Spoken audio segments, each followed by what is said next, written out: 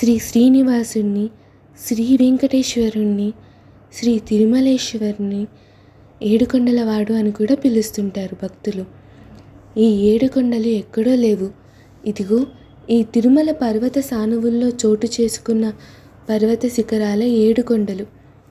అవే శేషాచలం, వెంకటాచలం, నారాయణాచలం, గరుడాచలం, వృషాచలం, వృషభాచలం, అంజనాచలం.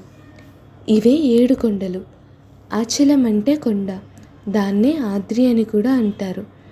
ఇలా ఈ ఏడుకొండల చుట్టూరా ఉండగా ఏడుకొండల మధ్యలో వక్షస్థల శ్రీ మహాలక్ష్మితో కలిసి అద్భుతమైన సాలగ్రామ శిలామూర్తిగా శ్రీ శ్రీనివాసుడు స్వయంభూడై వెలిసినందువల్ల ఏడుకొండలవాడు అని పిలువబడుతున్నారు. తిరుమలేశునికి ఇంతగా పేరు తెచ్చిపెట్టిన ఏడుకొండల పేర్లు, వాటికి సంబంధించిన ఆసక్తికరమైన కథలను తెలుసుకుందాం. మొదటి కొండ శేషాచలం. శేషాచలం మొదటి కొండ. దీన్ని శేషాద్రి అని కూడా అంటారు. దీని గురించి ఒక అందమైన కథను చెప్పుకుందాం. ఇది చాలా కాలం క్రిందట జరిగిన సంగతి. ఒకప్పుడు 1000 పడగల ఆదిశేషుడు, వాయుదేవుడు ఒకరికొకరు ఎదురుపడ్డారు. పలకరించుకున్నారు. నువ్వు ఎలాగున్నావు అంటే నువ్వు ఎలాగున్నావు అని. అప్పుడు ఆదిశేషుడు అన్నారు, నాకేమిటి తక్కువ, నేను శ్రీమన్నారాయణుడికి ఎల్లవేళలా సయ్యగా, పాదుకగా, గొడుగుగా, పాదపీఠంగా సేవ చేస్తున్నవాణ్ణి. నాకేమిటి తక్కువ, నేను బాగున్నాను. మరి నీ సంగతి ఏమిటి వాయుదేవా?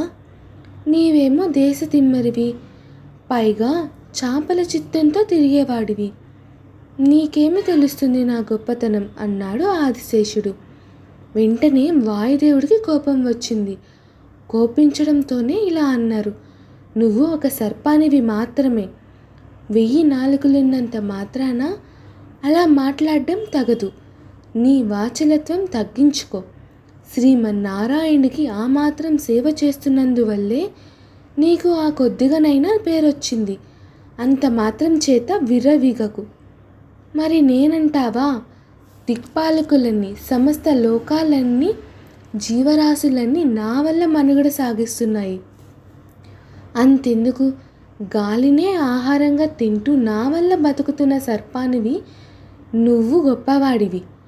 చాలు చాలు నీ బడాయివి అంటూ వాయుదేవుడు ఆదిశేషుణ్ణి ఈసడించుకున్నాడు.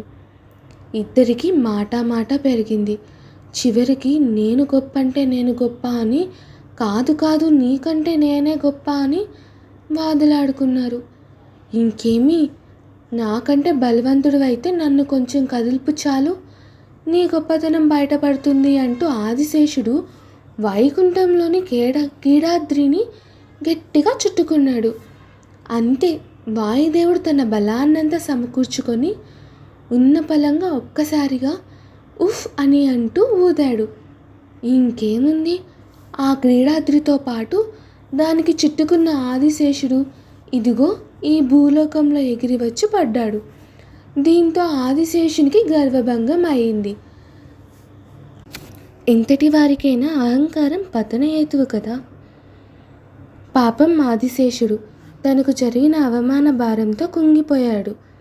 ఎంతైనా ఆదిశేషుడు భక్తుడు కదా, మీది మిక్కిలి సేవకుడు కూడా. అందువల్ల శ్రీనివాసుడు ఆదిశేషుణ్ణి ఓదారుస్తూ, శేష, నువ్వు ఎంతమాత్రం చింతించవద్దయ్యా. నిన్ను నా బాహువులకు ఆభరణంగా ధరించి నాగాభరణిగా దర్శనమిస్తాను. అంతేకాదు, ఈనాటి నుండి ఈ క్రీడాద్రి శేషాచలంగా ప్రసిద్ధి పొందుతుంది.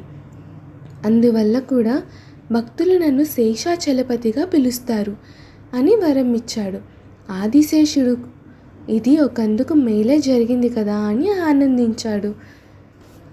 30 యోజనాల పొడవుతో 3 యోజనాల విస్తీర్ణంతో సాక్షాత్తు శేష సర్పాకృతితోనే ప్రకాశిస్తుందంట ఈ శేషాచలం కొండ.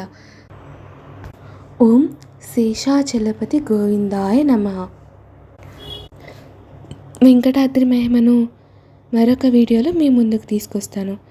ఈ వీడియో మీ అందరికీ నచ్చిందని అనుకుంటున్నాను. Please do like, share and subscribe to మీ తెలుగు అమ్మాయి ఛానల్.